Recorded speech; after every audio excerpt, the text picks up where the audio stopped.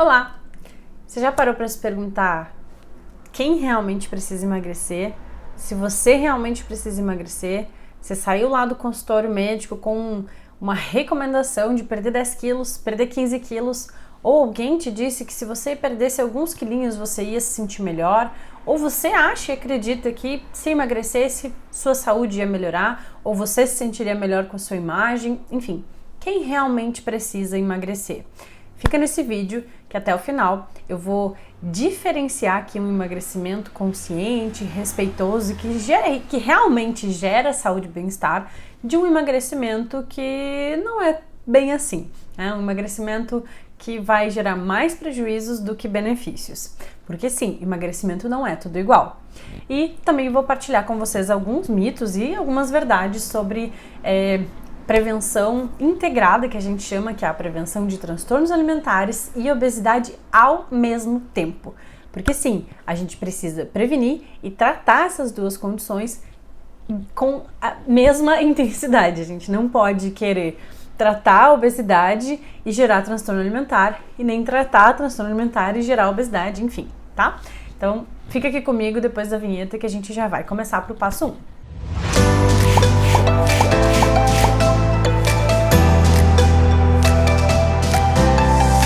O primeiro ponto para a gente desvendar esse cenário e diferenciar as coisas é assumir e entender que emagrecimento é sempre uma consequência. Emagrecimento não é algo que a gente escolhe, que a gente faz. Hoje eu vou emagrecer. Essa semana eu vou emagrecer. Não. O emagrecimento ele vai ser consequência de algo que você vai fazer. Não tem como você fazer emagrecimento. Não tem como você gerar emagrecimento, produzir emagrecimento. Tem como você fazer coisas na sua vida que vão gerar um emagrecimento por consequência do que você está fazendo. E só aí a gente já começa a diferenciar e entender a raiz da coisa, que é: os fins justificam os meios? O meu desejo de emagrecer, ele justifica que eu faça isso a qualquer custo? Existe um jeito saudável e um jeito não saudável de emagrecer? Ou todo emagrecimento é saudável porque se eu estiver emagrecendo tá tudo certo? Ou todo emagrecimento é um desequilíbrio fatal para o corpo e não tem como emagrecer e promover saúde ou melhorar a saúde ao mesmo tempo? Ou eu tô melhorando a minha saúde ou eu tô emagrecendo. Qual desses cenários é o verdadeiro, né? O que a gente tem, cientificamente falando, assim, pensando em evidências, o que a gente tem sobre emagrecimento que é discutível, o que a gente tem que a gente pode aplicar na nossa vida e que já é consenso, já é sabido e já é um saber, né, técnico consolidado. Então vamos lá. Já entendemos, e esse é o primeiro ponto, que emagrecimento é uma consequência de. Então, para eu assumir e entender se o meu emagrecimento ele é uma consequência de algo bom, eu tenho que ver o que eu estou fazendo para emagrecer. E aí a gente começa por exemplo, entrar num cenário de avaliar como estão os aspectos que podem afetar o meu peso. Calma, eu já vou explicar isso de forma um pouco mais simples. A primeira coisa é eu entender que não adianta eu assumir que emagrecer é só fechar a boca e se exercitar mais, porque não é bem assim que funciona. Então, mas eu tenho que entender ao mesmo tempo que o quanto eu me movimento, como que tá o meu aspecto ali de estilo de vida pensando em exercício, em sedentarismo e etc, é um campo de avaliação e que pode sim afetar o peso corporal. A alimentação é um outro campo, então imaginem aqui alguns balões. Editor, você pode colocar uns balões aqui ou aqui? A gente tem um balão, que é o balão da atividade física, e a gente vai ter um outro balão aqui, que é o balão da alimentação.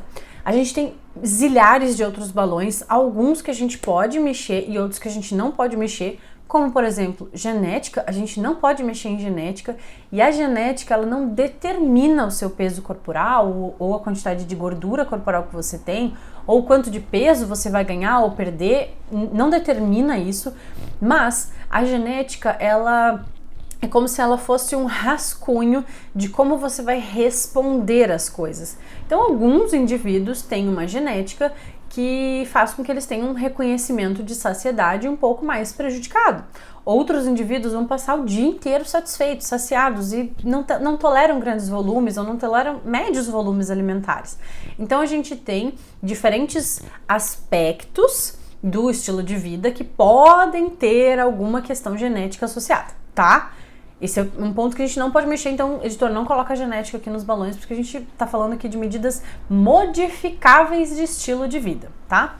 Tem um outro balãozinho, que é o balãozinho do estresse, que tem a ver com como você se relaciona com o seu trabalho, como você se relaciona com as suas obrigações, como você se relaciona com os seus compromissos, enfim.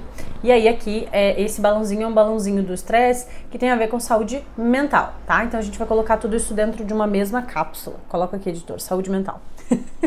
A gente vai colocar mais uma cápsula nessa conta, que é o sono, tá? Então o sono, ele é uma ilha à parte, se a gente for pensar em emagrecimento e estilo de vida. E a gente precisa, aí aqui todos os balãozinhos vão estar na minha cabeça agora, vocês estão vendo isso, eu pareço uma maluca fazendo isso pra câmera, mas deve estar acontecendo isso. Vocês estão vendo que tem várias coisinhas. O que eu vou fazer? Eu vou pegar o balãozinho da alimentação e a gente vai conversar sobre isso, porque eu sou nutricionista. Não me apresentei ainda, se tu tá assistindo esse vídeo e não me conhece, eu sou Grazi Batista, eu sou nutricionista e eu trabalho com mudança de comportamento alimentar. Eu sou fundadora do Clube Sem Dieta, um espaço seguro para mulheres percorrerem uma jornada de emagrecimento sem dietas, sem restrições e de uma forma respeitosa com os nossos corpos. Então, se tu te interessa por isso, por esses assuntos, fica aqui que a gente vai falar sobre alimentação e estilo de vida, tá bem? Então já assumimos que são questões aqui modificáveis e que a gente vai falar hoje sobre alimentação e a gente vai falar um pouquinho sobre dieta, emagrecimento e etc, tá bom? Então, o emagrecimento por consequência de um cuidado nutricional ou emagrecimento por consequência de um cuidado com o meu estilo de vida, ele é um emagrecimento que vai necessariamente mobilizar esse balãozinho aqui. Ele vai pegar, eu vou pegar e vou avaliar, por exemplo, e já começa a anotar aí, porque são questões para você olhar para a sua própria alimentação. O que eu faço e que eu tenho autonomia na minha alimentação que pode estar afetando o meu peso corporal. Então, por exemplo, a gente tem a qualidade, que é um aspecto importante da alimentação. A gente tem a quantidade que a gente come, então quanto eu como, se eu como em pequenos volumes, em grandes volumes, se eu como muito pouco ou muita quantidade. O número de vezes, que a gente chama isso de frequência alimentar, quantas vezes eu como durante o dia. E a gente tem a nossa relação com a comida, que ela faz parte da saúde mental, mas ela tem muito a ver com o nosso sistema de crenças sobre comida. Se eu acho que isso é saudável e isso não é saudável, se eu acho que isso aqui emagrece, isso aqui engorda, tudo isso dá o tom da minha relação com a comida. Eu posso ter uma relação com a comida de medo, eu posso ter uma relação com a comida de exagero, eu posso ter uma relação com a comida de hipervalorização. Então, assim, eu não consigo viver sem tal coisa ou tais coisas. Eu posso ter uma relação com a comida de indiferença, de afastamento. Eu não cozinho, eu não me interesso pelo que eu como. A alimentação para mim é um campo que eu deixo bem escondidinho, fechadinho numa caixa, então eu tenho um afastamento disso. Eu posso ter uma relação com a comida de muita aproximação, então é uma relação com a comida, claro, não vou ficar botando só defeito aqui, né? É uma relação com a comida afetuosa, onde eu consigo desempenhar os diferentes papéis que a minha relação com a comida exige, como selecionar a comida, né? Ir lá no mercado, planejar o que eu vou preparar alguns alimentos, ou então orientar e participar com as pessoas que planejam e fazem, preparam a minha comida. Tudo isso é relação com a comida. E é um terreno, assim, gente, amplíssimo, muito grande mesmo. E aqueles outros que eu coloquei para vocês. Então, quantidade, qualidade e frequência são 3 aspectos bem pontuais que a gente pode levar em consideração quando a gente está avaliando a nossa alimentação. E aí eu olho para esses aspectos aqui da minha relação com a comida e desses aqui um pouco mais objetivos e me pergunto: algum desses poderia afetar a minha saúde como um todo, afetar o meu peso corporal ou a minha composição corporal, enfim, tem algum desses que eu vejo que tem um desvio. O que é ver que tem um desvio? Por exemplo, eu sinto que, em relação à quantidade, que eu como muito, eu passo o dia inteiro comendo, quando eu como meu estômago fica estufado, eu tenho uma sensação de desconforto por comer, eu não sei a hora de parar. Ou então em relação à qualidade, não lembro a última vez que eu comi uma fruta. A gente pode colocar no qualidade aqui, no quantidade, questões com água também e outras bebidas como bebida alcoólica. Eu consumo bebida alcoólica todos os dias, ou eu consumo bebida alcoólica 2 vezes na semana em quantidades exageradas. O que eu estou fazendo nesses aspectos aqui que pode afetar a minha alimentação, que pode afetar o meu peso corporal? Aí eu fiz essa avaliação, eu ampliei o meu entendimento sobre como está o meu estilo de vida, como está a minha relação com a comida, e eu entendi o que precisa mudar. Então, a primeira coisa do ponto 1 é: antes de eu me perguntar se eu preciso emagrecer ou não, ou quanto eu preciso emagrecer, eu vou olhar para o meu estilo de vida, que é o que realmente afeta o meu peso corporal, afeta a minha composição corporal e afeta a minha saúde física e mental. Vou olhar para isso e me perguntar o que daqui eu posso mudar e vai me gerar benefícios, tá? Esse é o primeiro ponto.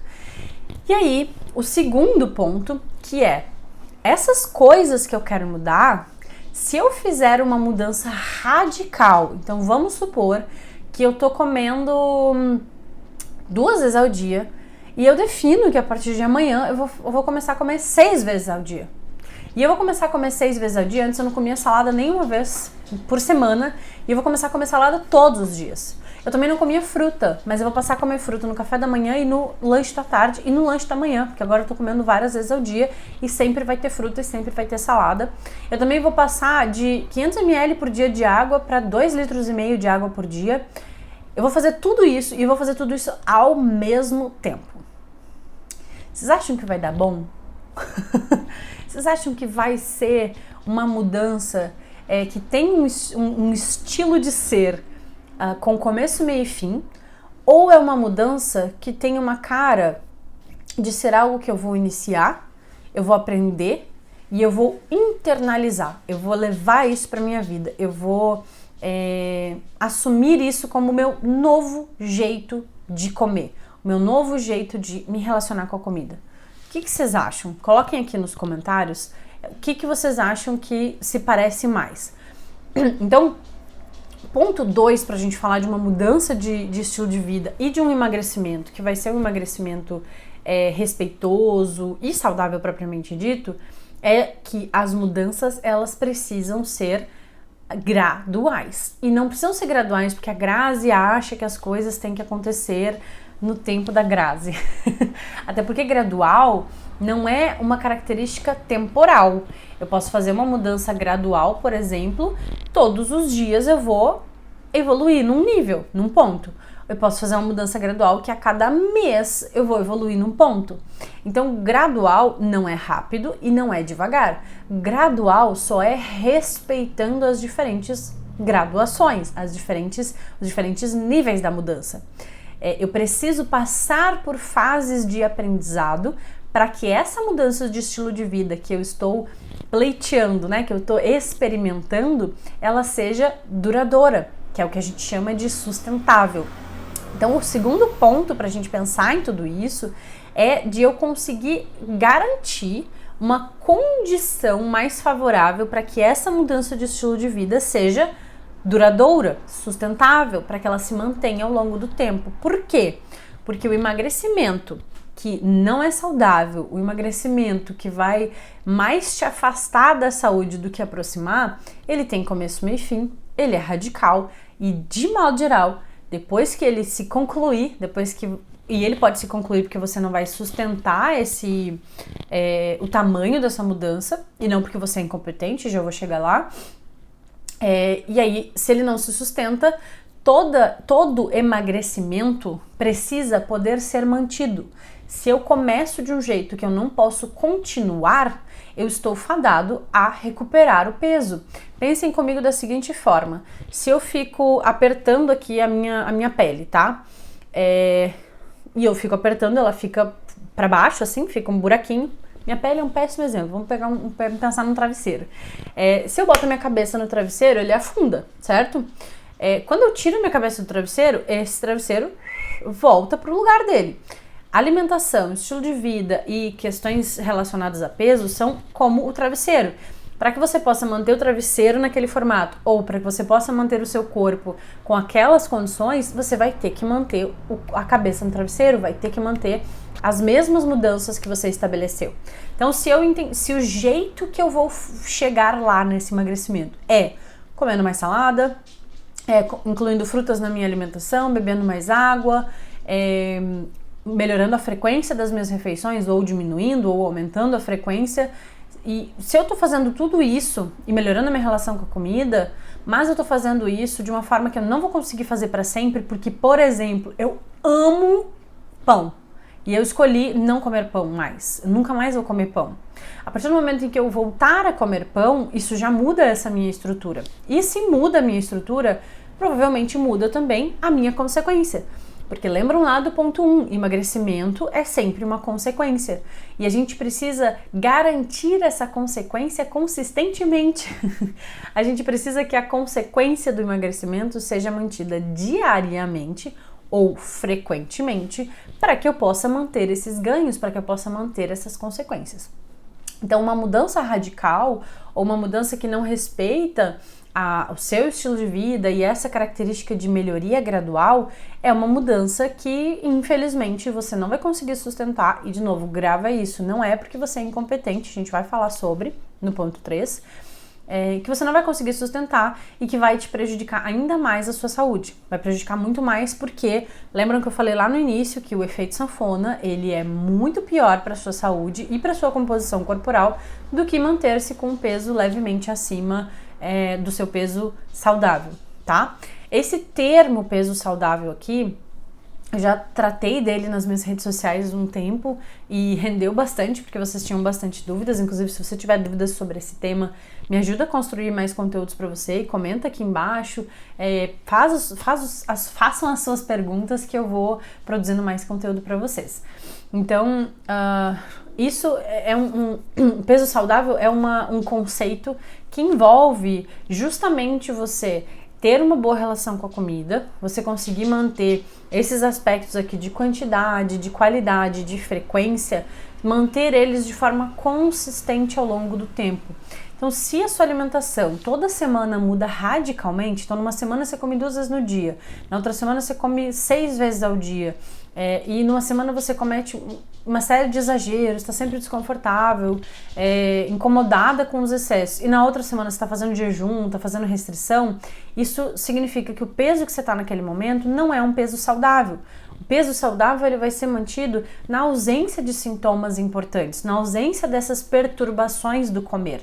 Então, se eu estou com uma relação saudável com a comida, eu não hipervalorizo ela, eu gosto de comer, eu consigo comer nos momentos em que eu devo comer, eu tenho uma alimentação de qualidade, eu como alimentos diversos e vario a minha alimentação e o meu peso ele está estável, ele não fica variando muito, eu posso considerar que eu tenho um peso saudável pensando nessas características de alimentação.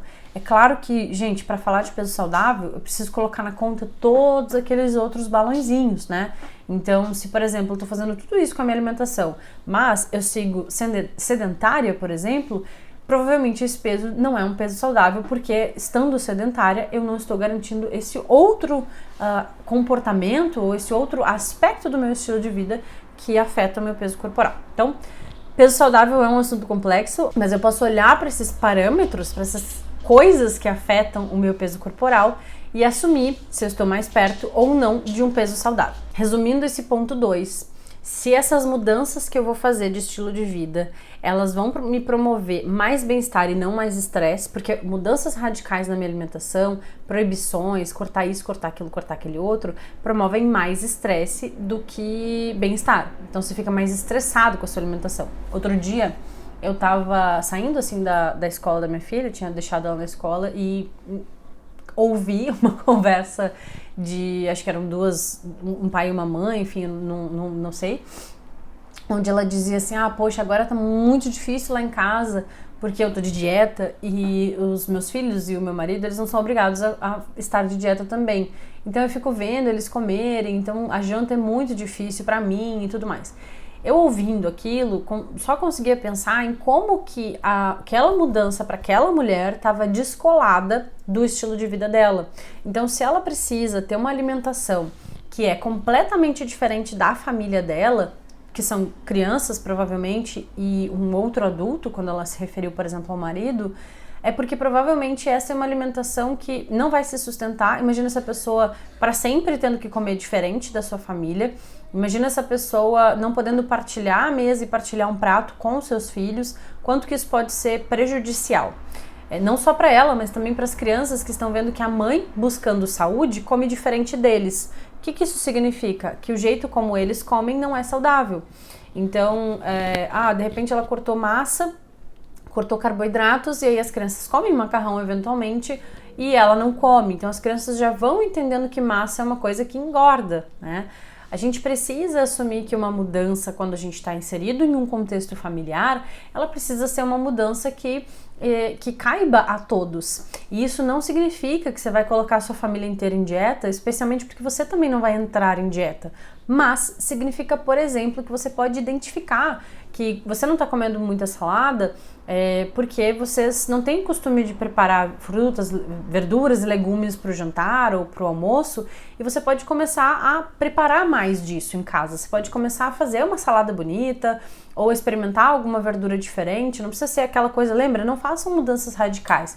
Se você não come absolutamente nada de verduras e legumes, você pode começar com pequenas inserções. Coloca uma cenoura ralada no meio de um arroz, coloca uma beterraba junto com uma batata, mistura coisas que você já come junto com outras coisas que você ainda não come, faz uma vagem de repente com uma carne moída, vai incrementando o que você já faz com coisas novas, até que você chegue a um prato muito mais colorido do que você costumava ter 6 meses atrás.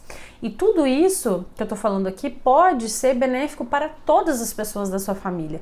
Então esse é um aspecto muito importante de mudanças de estilo de vida que são sustentáveis, que elas não vão te excluir da sua família, mas muito pelo contrário, você vai incluir a sua família na mudança. Mas meu marido não gosta de salada, ele detesta verde, eu não vou obrigar ele a comer. Claro que você não vai obrigar ele a comer, as pessoas não são obrigadas a mudarem junto com você, mas você não precisa se diferenciar completamente delas a ponto de ter que fazer comidas diferentes. Então todo mundo pode comer o arroz, todo mundo pode comer o feijão, todo mundo pode comer a carne, todo mundo pode comer a salada. Talvez algumas das pessoas da sua família não vão querer a salada, mas tudo bem, ela está posta à mesa. Você pode comer o arroz, não precisa cortar o arroz da sua alimentação se você gosta. Mas se você não gosta de arroz, por exemplo, e tem uma preparação ali que o arroz não é coerente para você servir, tudo bem você não servir o arroz, mas ele está posto na mesa e todo mundo está partilhando da mesma refeição, né? Assim como as crianças e o seu esposo que não gostam não vão servir da salada. Se você não quiser servir o arroz naquele dia, você não precisa, mas você não é proibida de. O terceiro ponto, ele tá intimamente ligado com a minha missão profissional, de vida, assim mesmo. A gente precisa como profissional, e eu preciso como profissional, eu sempre fiz isso, nunca foi diferente, nunca vai ser, mas a gente precisa assumir uma postura de mudança, né, de estimular uma mudança nos meus pacientes e nos meus alunos, que seja uma mudança que ela não vai só tratar o peso, muito pelo contrário, não vai só resolver ali um problema ou outro, mas que ela também não vai gerar um outro dano. Um emagrecimento que acabe aumentando o risco da pessoa desenvolver transtornos alimentares é um emagrecimento que não está resolvendo o problema, ele está só trocando o problema de nome.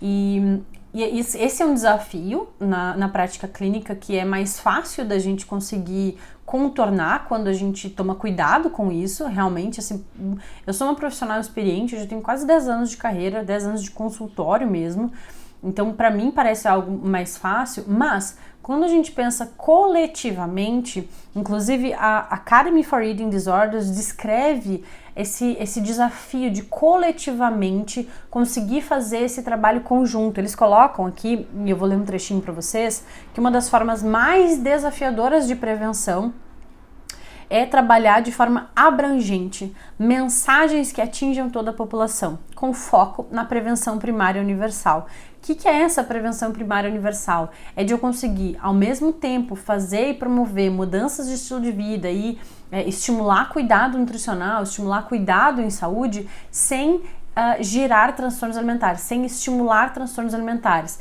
É eu conseguir falar para as pessoas, por exemplo, que todos os alimentos podem ser incluídos num contexto de alimentação saudável, sem dizer para elas, por exemplo, que elas podem comer tudo o tempo inteiro, né? E ao mesmo tempo sem dizer para elas que alguns alimentos que você não pode comer o tempo inteiro, você nunca pode comer, você tem que evitar ao máximo, você tem que ter medo desses alimentos.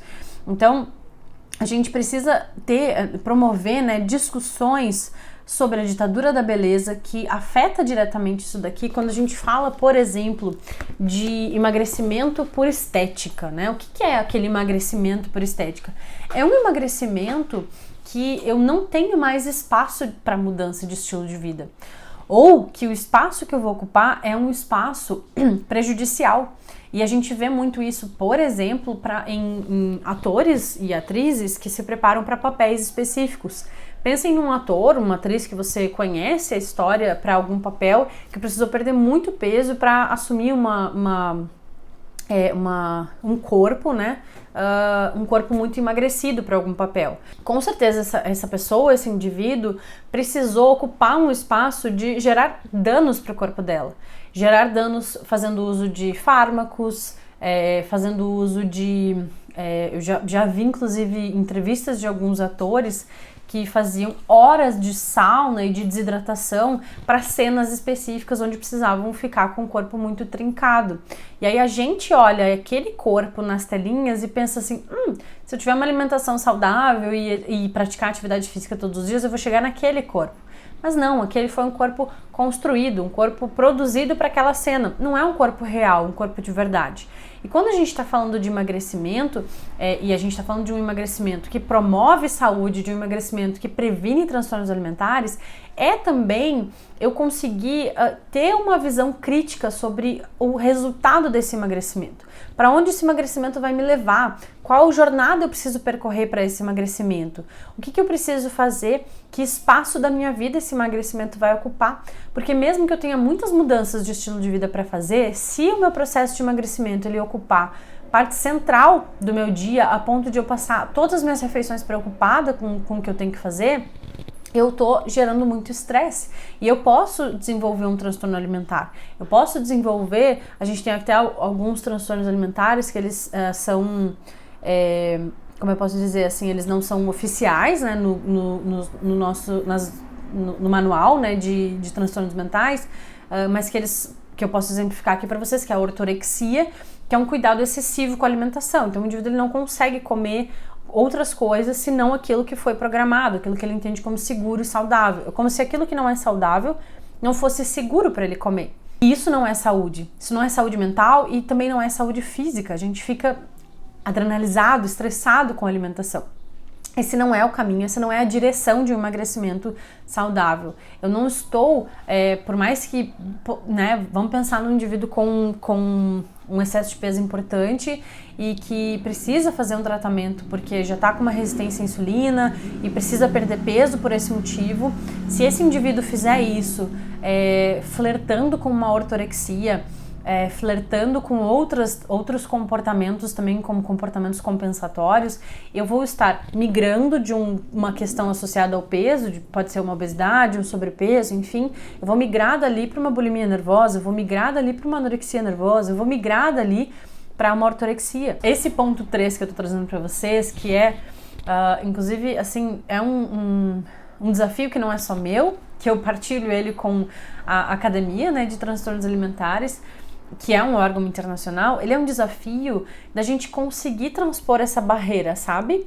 De realmente diferenciar as duas coisas, esse emagrecimento saudável, não ser só da boca para fora, mas ser algo realmente promovido por profissionais sérios, capacitados, experientes, que possam fazer uma prevenção que não gere danos.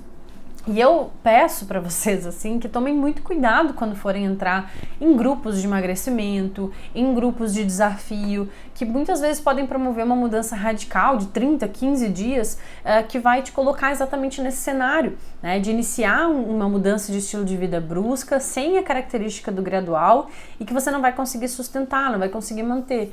Porque lembram que eu falei no meio do vídeo, que eu ia explicar melhor, que quando você não sustenta essa mudança, isso não significa que você é incompetente? A cultura da dieta e a indústria da magreza nos vendem que qualquer um consegue e só não consegue aquele que é incompetente, que não tem força, foco e fé para sustentar a mudança. Mas na verdade o nosso corpo, ele assume mecanismos compensatórios quando a gente faz uma mudança brusca de consumo alimentar e de atividade física. Então se da noite para o dia eu começo a comer muito menos do que eu comia e eu passo a fazer um monte de exercício de forma compensatória e exagerada, meu corpo vai começar a entender que ele está em um desequilíbrio muito intenso, muito importante, e vai assumir mecanismos para compensar isso. Então ele vai passar a gastar menos energia, a gente vê um efeito metabólico de mudanças radicais na alimentação, e o meu corpo pode também sinalizar para uma mudança de postura comportamental. Então aquele indivíduo que nunca teve fissura ou craving por doces, a partir do momento em que ele começa a cortar esse grupo alimentar, ele passa a desejar doces em momentos inoportunos, em momentos que não faz sentido ele consumir doce. Isso serve para massa, serve para macarrão, para arroz, para tudo que a gente corta. Então existe uma proteção cognitiva, existe uma proteção metabólica para mudanças bruscas. E a gente pode sim também, se vocês forem se debruçar na literatura, verem que crianças com obesidade são muito propensas a desenvolverem porque a obesidade não é transtorno alimentar, isso é importante, mas estão propensas a desenvolver transtornos alimentares na adolescência, no início da puberdade ou até mesmo na vida adulta. Por quê? Porque a gente não está fazendo esse tipo de prevenção. A gente não tá fazendo isso, a gente pega, e eu te entendo se você for mãe e se preocupa, por exemplo, porque a sua filha engordou e você não sabe muito bem o que fazer para que a sua família ajude essa criança, sua filha ou seu filho, mas a gente precisa ser responsável para que essa mudança de consumo alimentar ou de comportamento alimentar, ela seja um meio, uma jornada de ganhar mais felicidade, bem-estar, saúde mesmo propriamente dita, e saúde mesmo, saúde mental, física, emocional, afetiva, cultural, social, e não ser motivo para essa criança se excluir de contextos onde, por exemplo, ela não pode mais ir porque lá tem doce, porque lá tem isso, porque lá tem aquilo, onde a família que antes pedia delivery e passava bons momentos em volta da comida, agora já não faz mais isso, não sai para jantar. A comida, ela participa de muitas das nossas funções sociais, e se a gente faz uma mudança radical na comida, provavelmente a gente está fazendo mudanças radicais também em outros aspectos da nossa saúde. Por isso é tão sério e tão importante que a gente trate de emagrecimento com profissionais capacitados, com profissionais que saibam o que estão fazendo. Não é só mudar a sua alimentação. Se você quiser uma dieta perfeita e ideal, é só você pedir lá no chat GPT ou você pedir para uma nutricionista, desculpa. Ou para uma nutricionista também pode, né? Mas você pegar uma dieta de revista, uma dieta de internet, uma dieta de blog, tá cheio por aí. Mas que tipo de consequências que isso vai gerar, aí é que é o X da questão. Porque lembram que eu falei lá no início, emagrecimento é uma consequência.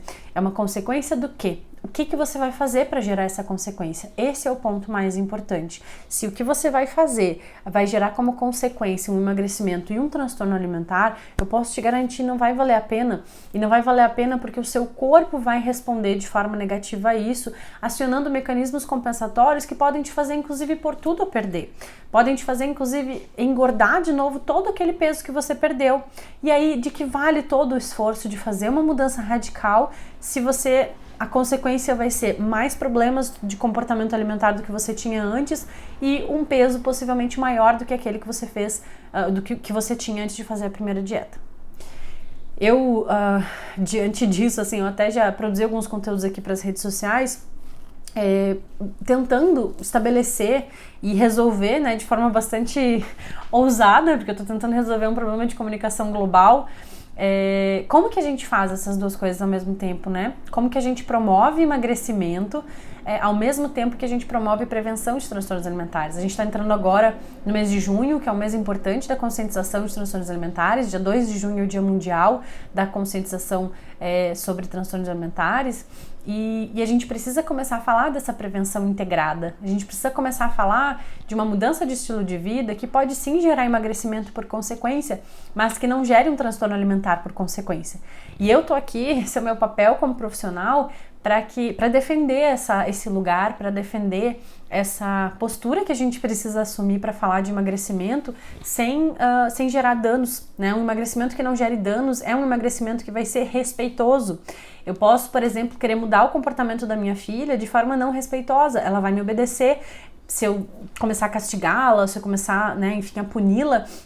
Mas será que isso não vai gerar mais trauma? Será que isso não vai gerar uma consequência de saúde mental muito grande? Ela vai ser um adulto ansioso ou com, né, outras questões de saúde mental? Vale a pena, quando a gente fala da gente mesmo e da nossa saúde física e mental, é a mesma lógica que a gente tem que seguir.